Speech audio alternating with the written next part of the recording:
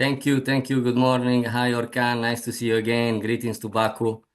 I hope you all hear me well. And I don't have a PowerPoint, so I will just present my paper. I am a European Marie Curie postdoc fellow, researcher.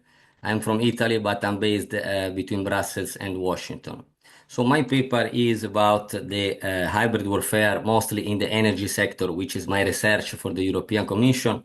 Energy connected to technology, because obviously we are living in a coupled transition between energy and technology. So it's called Building EU Defense Capabilities for the Energy and Technology Hybrid Warfare from Russia, and in the future also from China, because we see increasingly hybrid actions from also Chinese actors. So my paper discusses how to build better defense capabilities and in order to deter, defend, but also react to these Russian and Chinese actions. The article makes at the beginning a short excursus on hybrid warfare in the energy and tech, then introduce the EU new process for common defense capabilities, in particular with the Rearm Europe and the white paper. And then it concludes with some recommendations on how to improve EU defense capability cooperation, which is the most urgent need, at least for what the scholars seems to see in the future, in the near future of European defense integration. So as an introduction, let's say that defense capabilities are assets and enabling capacities not only for the kinetic engagement, as we all know, but also for the non-kinetic part of the hybrid warfare. Someone called them create zones, sub-threshold actions, destabilization campaign, etc. So European Union started a stronger, more resilient industrial base recently, but is not seems not enough, at least for this kind of hybrid warfare. As excursus on the type of hybrid warfare in the energy and technology sector by Russia and China, my paper present the fact that Russia is obviously, as we all see, try to undermine European Union in its rearming phase. So it's evolving its hybrid warfare tactics from cyber to manipulating gas flows, from cyber on critical infrastructures to sabotage of critical infrastructures, particularly undersea energy cables in Baltic Sea. China is also doing something similar in the Baltic Sea, sometimes with vessels, damage to gas pipeline, but is also reinforcing the dependencies of Europe on Chinese supply chain of critical raw materials and technology, making more possibility to open to weaponization of these dependencies using unethical practices or economic pressures as tools of hybrid warfare. NATO and the EU are trying to adapt quickly to these new forms. As we all know, NATO just said recently to use 5% of GDP for all the members, of which 1.5% will be on hybrid elements, including defending infrastructures. Someone speaks about also Italian transportation, for example, with the famous bridge on Sicily. We don't know if we will do it after 50 years, but that is also related with the hybrid warfare, because coming from the southern flank, there are more possible hybrid attacks. And as we all know, Italian south is cut out of the northern part because of the long distance, and so a bridge could be probably change something. But there are many new possibilities to use these funds for hybrid infrastructures and hybrid warfares. Regarding the NATO, let's say the strategic concept more than money, let's say the strategic elements, NATO has already since 22 declared that an Article 5 could be triggered with an attack on a hybrid. But that's very difficult to say how can be triggered and when, because it's not clear the definition on hybrid attacks. And since the Hague summit now, actually, there is a classified document that NATO has for the hybrid warfare. So it updated the hybrid warfare strategy after 10 years, and will be interesting to get some information, at least of the part non-classified. Regarding European Union new process for common defense capabilities, as I said, there is the Rearm Europe program with a possible total budget of 800 billion loans, with an initial 150 billion EU loans. let's say EU defense industry, we all know that lag behind in the civil military dual use technology, as Draghi report already said on EU competitiveness, and the struggle to keep the pace with US, obviously because US has a larger and more stable procurement budgets, as we can see even recently.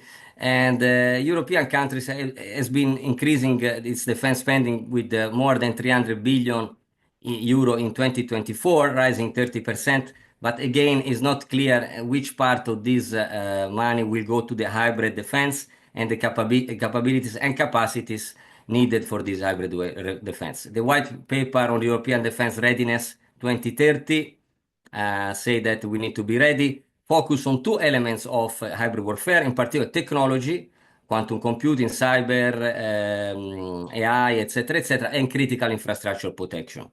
With more surveillance, more intelligence, and so on and so forth. But still lack a coherent strategy and clear defense capabilities cooperation for this realm of energy and technology. Regarding the recommendations that my paper does on how to improve EU defense capability cooperation, I focus on ways and means because the goal seems clear. You know, when you have a strategy, you have to have goals, ways, and means. Goals seems clear to deter, defend, and counterattack. I was recently in Florence, where there was a program of countering foreign interference, and they are speaking about active defense as an element of disempowering Russian abilities to raise hybrid attacks. And so active defense can be considered like some type of, in quotes, counterattacks. As introduction, let's say that it's important to develop procuring capabilities through multinational cooperation in order to generate economy of scales, reduce costs, and give development and resilience to the technology and the energy infrastructures for the green transition. The way to improve the European defense capability cooperation, it starts first of all from development or resilience of resilient energy infrastructures. The resilience means that you need to invest faster in renewable, but also diversify energy supply, enhance the resilience of the grid, as we saw in Spain and Portugal recent situation that was not clear where was the actor, or during the NATO summit, the attacks on the train racks in Schiphol airport in Amsterdam, where I was also present, and I had to change flight. It's clear that the infrastructure are not very resilient or fast resilient to these attacks, and this is an element that could be improved for the defense. Regarding technology research and development in energy security, we need to promote research and development, obviously, and the research and technology of the new, AI, quantum, blockchain, etc. And now there are some elements. You know, that NATO has Diana, Defense Innovation Accelerator North Atlantic. Europe has also some venture capital to support startups, but still it's a beginning. So to have economy of scale in this sector is not easy, and it has to be pushed for faster. Then joint exercise and training are also important. NATO has a Baltic-centric in the Baltic Sea, but there is no support from European Union, and one possibility will be to have a cooperation there between the EU forces and the NATO. I am also a Navy officer of Italy, and usually I do reservist 2 months in Rome for the Irini operation in front of Libya. And you know that European Union has 3 naval operations, but they are not collaborating with NATO operations, and so this can be a limit, and this could be another possibility to improve the resilience in this hybrid warfare. Then enhance intelligence sharing. This also is a problem because obviously there are some countries that are in NATO and not in EU, and vice versa, some countries that are in EU and not in NATO, and we know that there is some veto there on sharing intelligence between the two organizations that sooner or later will have to be dealt with.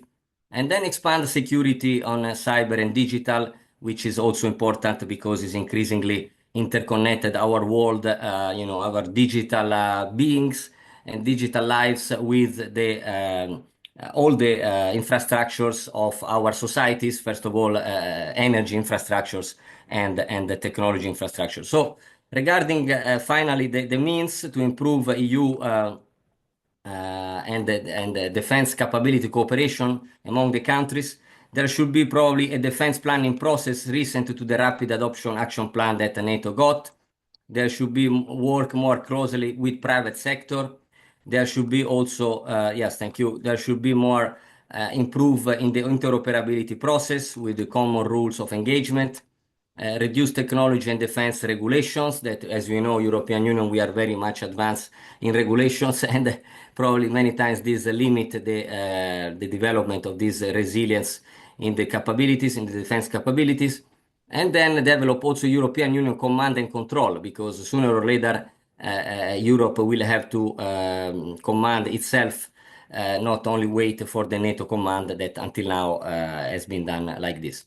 Regarding the means to improve EU defense capability and cooperation, regarding the means, as I said, EU member states spend 300 billion on defense in 2024, and more than double of that of Russia, for example, but they are divided as they don't spend them together. So the first thing for the EU will be to increase defense expenses together with the common debt, and there is still discussion there because the countries are not agreeing on that. And then it needs also to reform the so-called EU defense technology and industrial base, because since 2007 there is this ADTIB, Defense Technology Industrial Base. It's collaborative procurement, so we need to have to buy EU defense tech together, leverage collective buying power. We have to have coherent member capacities, standardization and interoperability, and then a supply chain resilience, because as I said, China is also pushing towards the supply chain resilience. Is pushing towards the supply chain dependency in order to weaponize itself. And so this is very important for Europe to diversify and to invest in its own supply chain and value chain. Also need to expand the European Defense Industrial Reinforcement through Common Procurement Act. It's called EDIRPA. For now has only 500 million euros to incentivize members to procure defense product jointly. And then there is the European Defense Industry Program that also has 1.5 billion from the EU budget of 25-27. But these are small amount of money that, you know, the EU annual budget usually is around 200 billion euros. And for security and defense operations, including Irini, Atalanta, Aspides, etc., is only 1%. Obviously, it's not sustainable, so the funds has to be moved from the cohesion funds, you know, the support of poor regions, towards defense capabilities, as I said, I repeat, in the hybrid spectrum and not only in the military spectrum. So I conclude more or less with these recommendations, and then if you have questions, we can discuss more. I will try to also send this paper to the publication of CESRAN and see how we can go from there. Thank you very much.